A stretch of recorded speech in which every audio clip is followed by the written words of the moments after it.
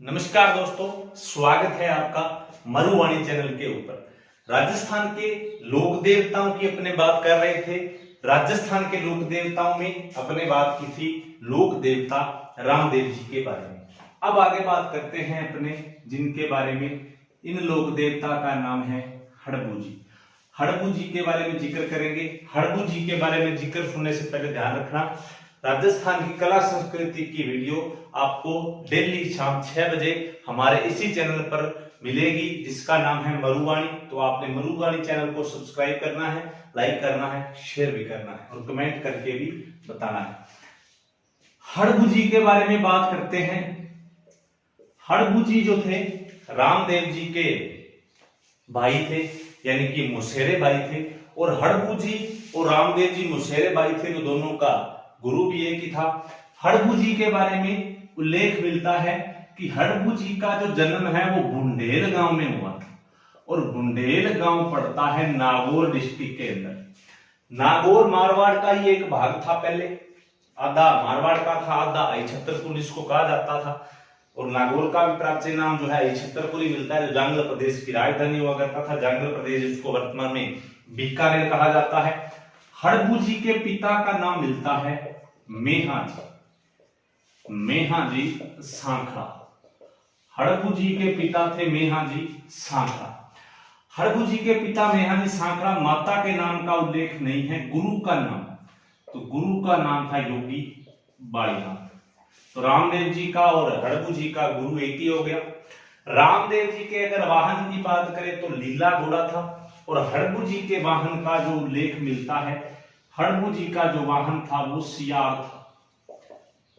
सियार एक कुत्ते की शक्ल के जैसा एक मतलब जानवर होता है, जो खेतों के अंदर दिखता है, जिसको अपने स्थानीय भाषा के अंदर गादड़े भी बोल देते हैं। हड़बू जी का वाहन था सियार। रामदेव जी के थे मुसेरे भाई। हड़बू जी और रामदेव जी मुसेरे भाई थे, लेकिन इनके अंदर जो प्यार था वो सके भाइयों से भी ज्यादा था। आप कभी भी पढ़ोगे, आपने एक बात सुनी होगी कि जिंदगी के अंदर, अपनी लाइफ के अंदर, अगर दो भाइयों के अंदर प्यार है वो ना हो, मुसेरे भाइयों के अंदर प्यार बहुत ज्यादा होता है। दोनों मुसेरे भाई थे और दोनों के अंदर प्यार बहुत ज्यादा था। तो एक जो बात मिलती है, एक रामदेव जी ने जो ग्रंथ लिखा था 24 वाणियां, उसके अंदर एक दोहा लिखा हुआ है जो रामदेव जी ने लिखा था हड़बू जी सांखड़ा के ऊपर, कि हड़बू जी सांखड़ा हरदम हाजिर। हड़बू जी सांखड़ा हरदम हाजिर, गांव बेंगटी माई दूजी दे मारे ही जानो हम मुझसे जाया भाई। रामदेव जी और हड़बू जी दोनों मोसेरा भाइया, यानी कि मोसी जाया भाइया, दोनों की जी की मम्मी दोनों बहना ही। तो हड़बू जी के बारे में जिको अपन आगे वर्णन मिला है वो मिला है कि मारवाड़ का एक शासक था जिसका नाम था रावजोधा। रावजोधा समकालीन था किसके? हड़बू जी के। आपने पढ़ा होगा कि 1438 ईस्वी के अंदर रावजोधा के पिता रणमल की मृत्यु हो जाती है मेवाड़ के अंदर, जहां पर भारमली नामक दासी द्वारा रणमल को जहर दे दिया जाता है 1438 में, और रणमल की जो है मौत हो जाती है। फिर जोधा को एक डोम के द्वारा, एक नगारची के द्वारा सूचना दी जाती है कि जोधा भाग सके तो भाग थारो रणमल मारे जाए। जोधा संभालता है, तब तक इसके पिता रणमल की क्या हो जाती है? मृत्यु हो जाती है। अब जोधा मारवाड़ आया, तो मारवाड़ आया जब जोधा, तो इसके पास कुछ नहीं था, यानी कि जो इनका पहले जो मारवाड़ ठिकाना था, जहाँ के मूल निवासी थे, जो इनकी मूल रियासत थी, वो यहाँ से इनसे छीनी जा चुकी थी, और वो छीनने वाले थे प्रतिहार।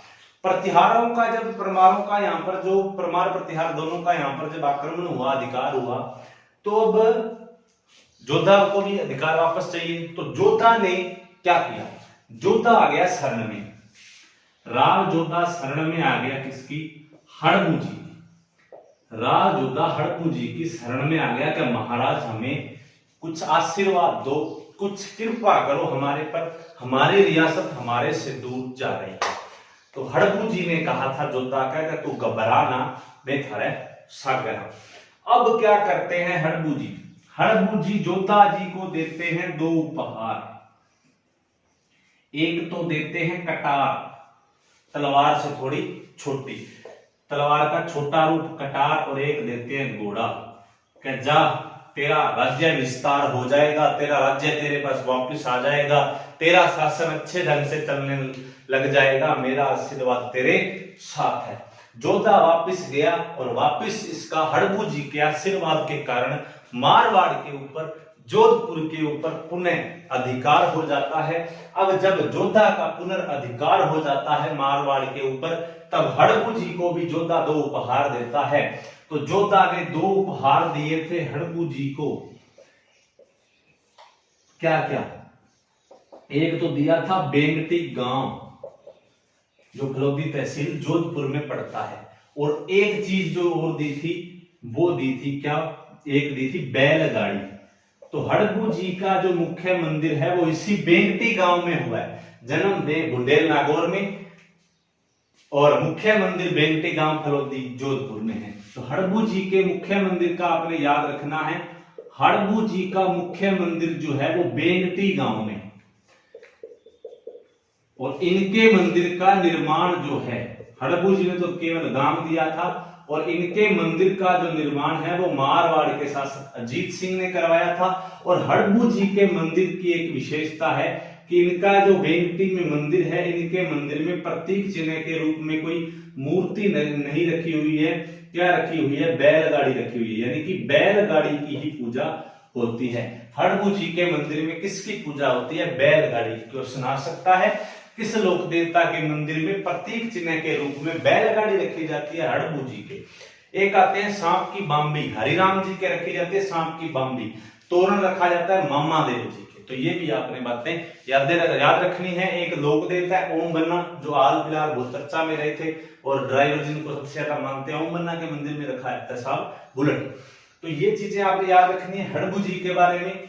हड़बू जी को शकुन शास्त्र का ज्ञाता भी कहा जाता है। शकुन शास्त्र होता है साहब, जब अपने कहीं आते हैं जाते हैं तो टाइम देखते हैं, अच्छा बुरा टाइम देखते हैं, या कोई मतलब शकुन अपशकुन देखते हैं, तो वो शकुन शास्त्र के ज्ञाता किसको माना जाता है?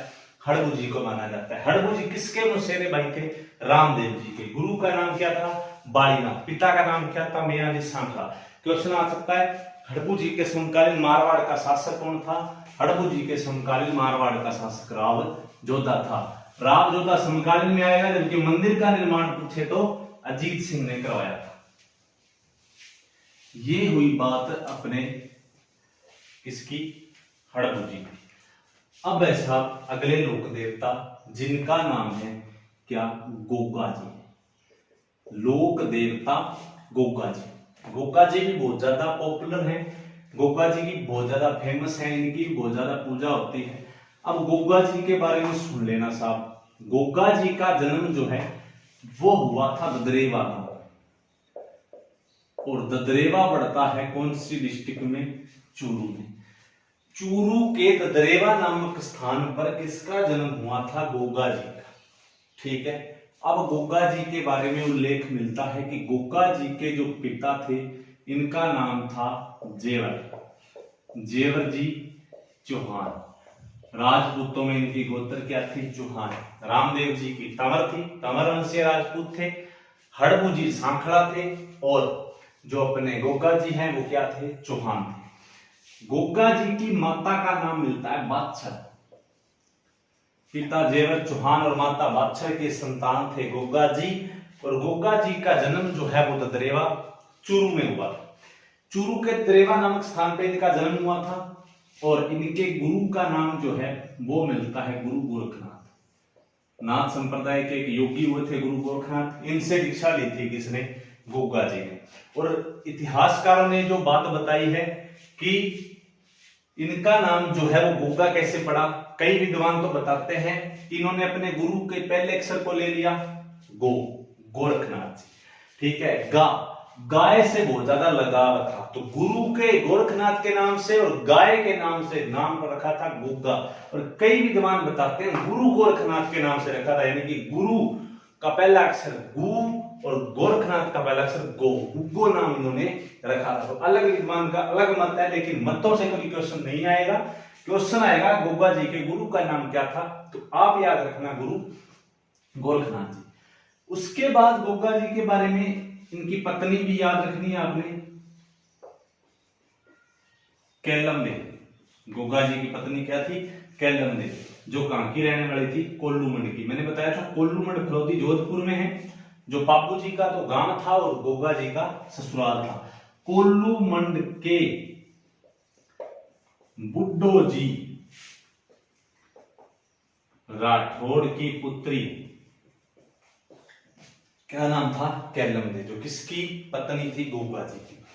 गोगा जी का जो वाहन है वो एक घोड़ा होता है जिसका नाम है गोगा बापा। गोगा बापा। अब गोगा जी के बारे में देखिए, 5 पीरों के बारे में सुन लेना ध्यान से।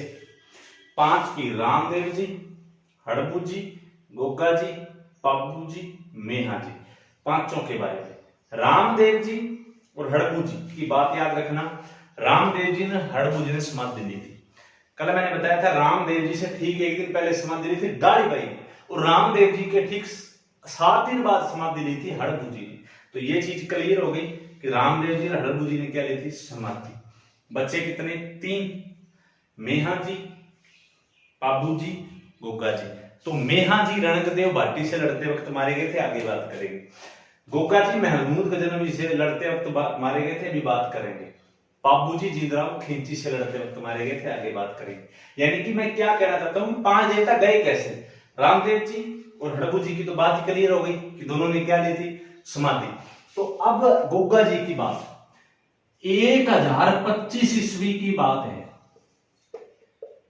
गजनी का अफगानिस्तान का एक शासक था साहब, जिसका नाम था महमूद गजनवी। और इस महमूद गजनवी ने क्या चुरा ली? गाय। और ये गाय चुराकर हो रहा था भारत से फरार।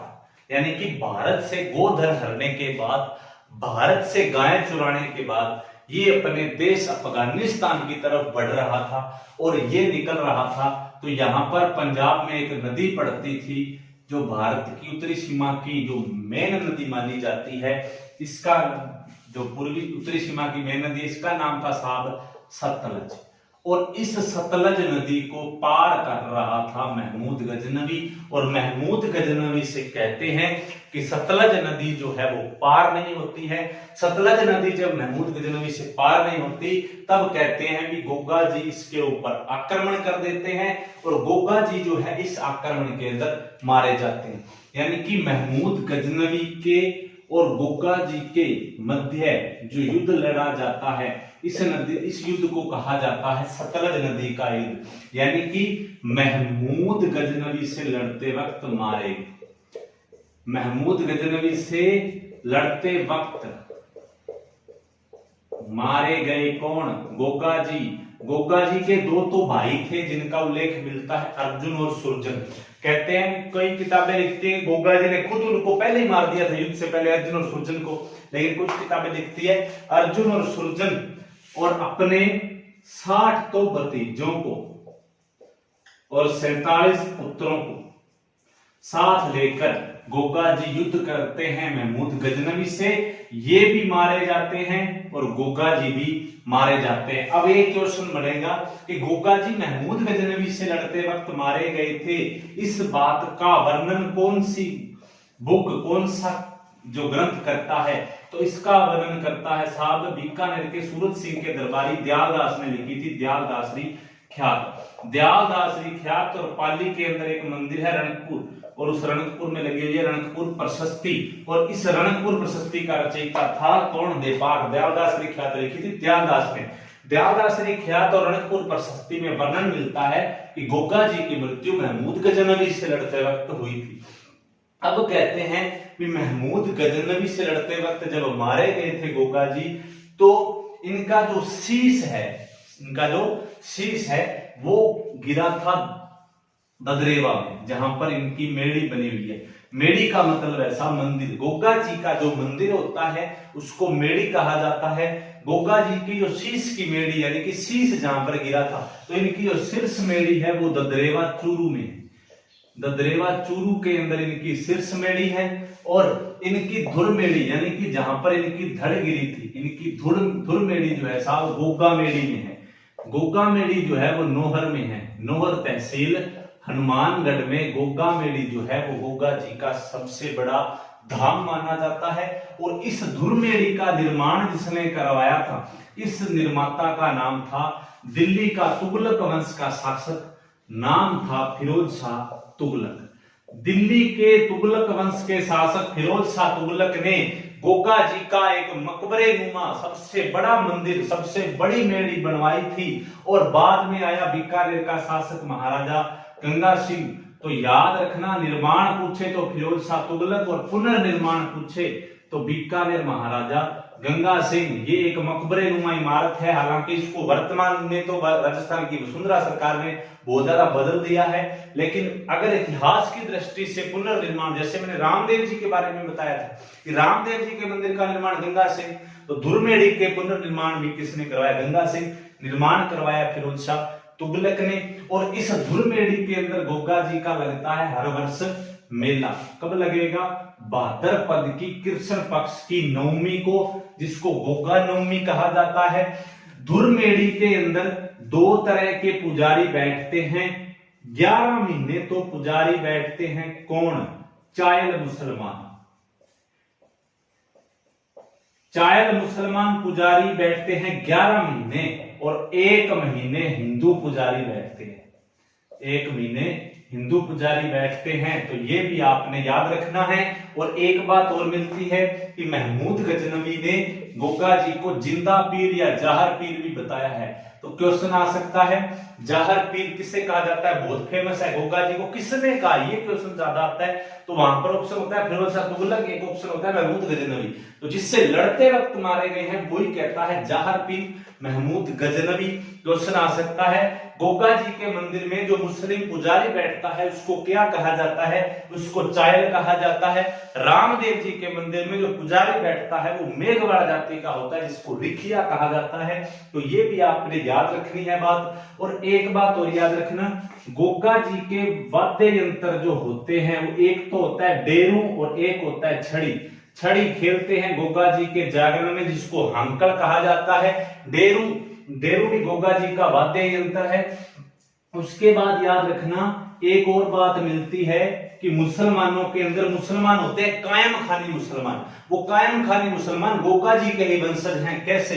गोगा जी की 17वीं पीढ़ी में एक मुसलमान आया था जिसका नाम था कायम सिंह। और इस कायम सिंह को कहते हैं कि मुसलमानों ने जबरदस्ती मुसलमान बना दिया, और तब से इसके वंशज मुसलमान ही रहे। इसलिए गोगा जी के कायम सिंह के जो वंशज हैं वो कायम खानी मुसलमान कहलाते हैं। तो क्वेश्चन आता है कई बार, कायम खानी मुसलमानों का संबंध जो है वो किस लोक देवता से है? गोगा जी से। और मुसलमानों द्वारा 5 पीरों में जो सबसे ज्यादा पूजे जाने वाले देवता है वो गोगा जी ही हैं। ये गोगा जी की जितनी भी बातें हैं A to Z मैंने आपको बता दी है। गोगा जी का मंदिर जो है वो कहाँ पे है?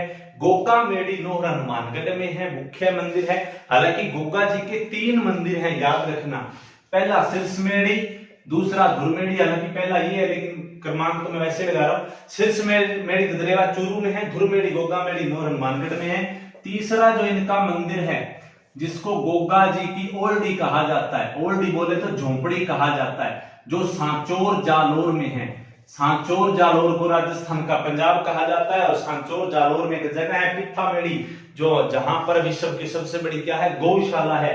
और गोगा जी की ओल्डी या झोंपड़ी पूछे कहां पे है? सांचौर जालोर में है, जिसका निर्माण जो है एक कुम्हार ने करवाया था, जिसका नाम था राजाराम कुम्हार। राजाराम कुम्हार। तो ये आपने याद रखनी है बातें कि गोगा जी की जो है वो शीर्ष मेड़ी कहाँ है? तो वो ददरेवा चूरू में है। गोगा जी की धुरमेड़ी कहाँ है? गोगा मेड़ी नोहर हनुमानगढ़ में है। गोगा जी के मंदिर में मुस्लिम पुजारी को क्या कहा जाता है? चायल कहा जाता है। गोगा जी का वाद्य यंत्र कौन सा होता है? डेरू, और एक होता है हंकड़। हंकड़ बिश्नोई जो होते हैं वो सह को है बोलते हैं, तो उसी हिसाब से इसे हंकड़ कहा जाता है, क्योंकि गोगा जी का जागरण होता है तब इस हंकड़ या सांकड़ को ऐसे मारा जाता है, यानी कि छड़ी जो खेलते हैं। तो ये थे साहब लोक देवता। गोगा जी महमूद गजनवी से लड़ते वक्त मारे गए थे। इस बात का वर्णन कौन से ग्रंथ में मिलता है कि महमूद गजनवी से लड़ते वक्त मारे गए थे? तो दयालदासरी ख्यात और रणकपुर प्रशस्ति। तो ये थे साहब लोक देवता गोगा जी। तो गोगा जी की आपने बात याद रखनी है। गोगा जी जो है इनका मेला कब लगता है? भाद्रपद कृष्ण नवमी को गोगा मेड़ी लोहर हनुमानगढ़ में, जिसका निर्माण किसने करवाया था? फिरोज शाह तुगलक ने, जबकि पुनर्निर्माण किसने करवाया है? बीकानेर महाराजा गंगा सिंह ने। उसके बाद आइए साहब आगे, उसके बाद है लोक देवता कौन से? पाबू जी। लोक देवता कौन से हैं? पाबू जी। रामदेव जी समाधि, हड़बू जी समाधि। गोगा जी महमूद गजनवी से लड़ते वक्त मारे गए थे। पाबू जी की भी आगे बात करेंगे। अब पाबू जी के बारे में उल्लेख मिलता है कि पाबू जी का जो जन्म है वो कोल्लू में हुआ था। कोल्लू भी कहा जाता है, कोल्लू मंड भी कहा जाता है। कोल्लू मंड फलोदी तहसील जोधपुर में है। और पाबू जी के पिता का नाम जो मिलता है वो मिलता है धांधड़ जी राठौड़, यानी कि राठौड़ वंशीय राजपूत थे। धांधड़ जी राठौड़ मारवाड़ के राठौड़ वंश से कौन सा देवता बिलोंग करता था? पाबू जी राठौड़ बिलोंग करते थे, इसलिए पाबू जी को कहा जाता है राव सिंहा का वंशज। क्वेश्चन आ सकता है कौन सा देवता राव सिंहा का वंशज माना जाता है? पाबू जी, क्योंकि मारवाड़ का जो राठौड़ वंश था इसका जो आदि पुरुष था, इसका जो निर्माण डालने वाला जो शासक था उसका नाम था राव सिंहा। पाबू जी को राव सिंहा का वंशज माना जाता है। उसके बाद पाबू जी की माता का नाम मिलता है कमला देवी। क्या नाम था? कमला देवी। पाबू जी के माता का नाम था कमला देवी। और पाबू जी के गुरु के नाम का उल्लेख नहीं है। पत्नी, पत्नी का नाम था फुल्लम दे या सुप्यार दे। जैसे रामदेव जी की पत्नी क्या नाम था? नेतल दे, जो अमरकोट पाकिस्तान की रहने वाली थी। पाबू जी की पत्नी फुल्लम दे या सुप्यार दे, ये भी कहां की रहने वाली थी? अमरकोट की। अमरकोट के सूरजमल सोढ़ा की पुत्री। अमरकोट के सूरजमल सोढ़ा की पुत्री क्या नाम था? क्या नाम था? अपने फुल्लम दे या सुप्यार दे, जिसकी शादी किसके साथ हुई थी? पाबू जी के साथ हुई थी। अब आगे जो उल्लेख मिलता है पाबू जी के बारे में कि ये शादी जो है सफल नहीं हुई थी। सफल कैसे नहीं हुई थी? पाबू जी का वाहन है साहब क्या?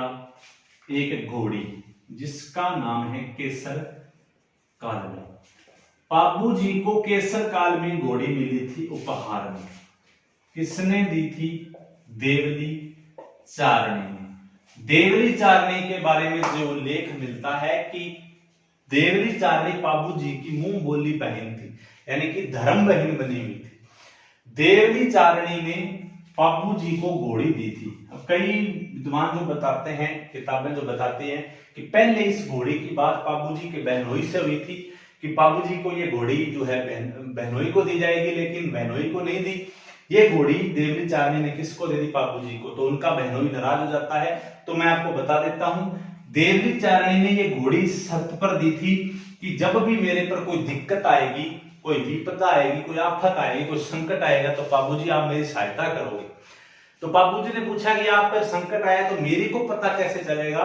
तो देवली चारणी ने कहा था कि ये घोड़ी हिन हिनाने लग जाएगी, उछल कूद करने लग जाएगी, तो आप समझ जाना कि मेरे पर दिक्कत आ गई है। तो कहते हैं कि पाबू जी की शादी चल रही थी और पाबू जी की शादी में पाबू जी ने क्या किया? 3.5 फेरे लिए।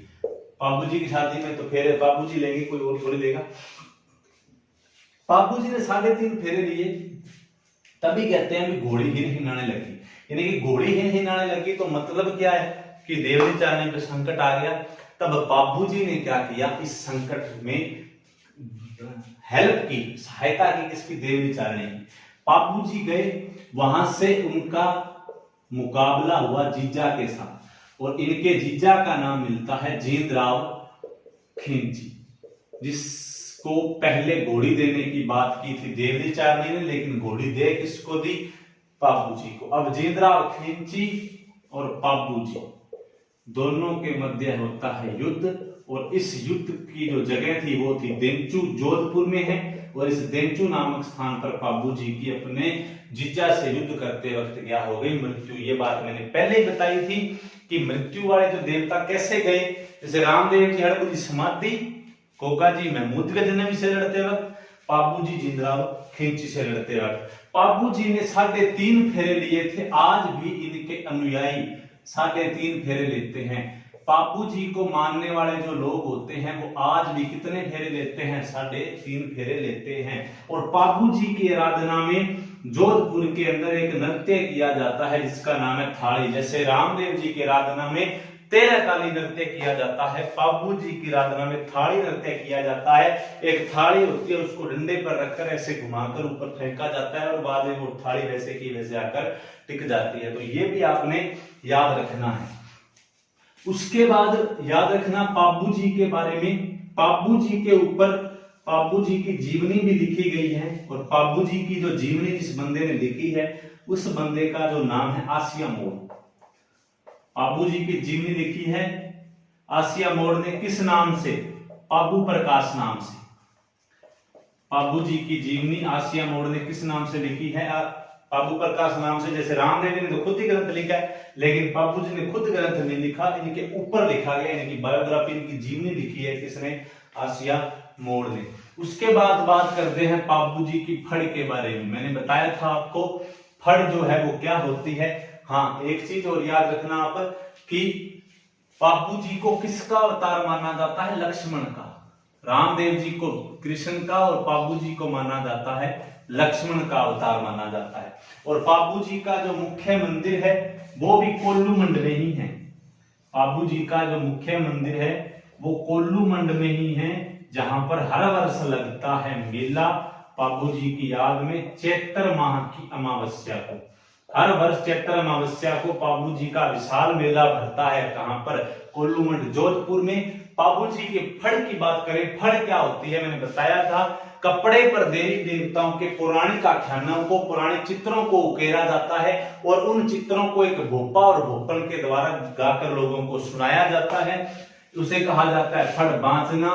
पाबू जी की फड़ बांचने का जो कार्य है वो करते हैं नायक या थोरी जाति के भोपे जो होते हैं। और पाबू जी की फड़ के अंदर जो वाद्य यंत्र होता है वो होता है साव रावण हत्था। और पाबू जी की फड़ की दो विशेषताएं हैं कि पाबू जी की फड़ एक तो चांदी से निर्मित है। पाबू जी की फड़ किससे निर्मित है? चांदी से निर्मित है। और लोकप्रिय फड़ है। लोकप्रिय फड़ किसकी है? पाबू जी की। लोकप्रिय कैसे है? लोकप्रिय चीज वो होती है जो सबसे ज्यादा चलन में रहती है, सबसे ज्यादा लोगों के दिमाग में, दिनचर्या में रहती है। पाबू जी की फड़ तब बांची जाती है जब ऊंट को एक रोग होता है सर्रा, ऊंट को सर्रा रोग हो जाए, पाबू जी की फड़ बांच तो ऊंट सही हो जाता है। इसलिए राजस्थान में सबसे ज्यादा ऊंट पाए जाते हैं। ऊंट बीमार होते रहते हैं, फड़ बांचते रहते हैं और ये दिनचर्या में काम चलता रहता है, इसलिए पाबू जी की फड़ सबसे लोकप्रिय है। मारवाड़ में सबसे पहले ऊंट लाने का श्रेय पाबू जी को ही दिया जाता है। मुस्लिम सुल्तान दादा सुमरा को हराकर पाबू जी मारवाड़ में सबसे पहले ऊंट लेकर आए थे और मारवाड़ में ऊंट लाने का श्रेय पाबू जी को ही दिया जाता है। इसलिए ऊंट पालक एक जाति होती है जिसके आराध्य देवता पाबू जी होते हैं और वो जाति होती है रायका या रेबारी। रायका, रेबारी या देवासी भी इनको कहा जाता है। ऊंट पालक जाति रायका या रेबारी जाति के आराध्य देवता कौन होते हैं? पाबू जी होते हैं। तो ये है साव लोक देवता पाबू जी। ठीक है दोस्तों, ये लोक देवताओं का सेकंड चैप्टर अपने करवा दिया है। आपको हमारी वीडियो कैसे लगी? लाइक शेयर कमेंट जरूर करें और हमारे चैनल को सब्सक्राइब जो है जरूर करें।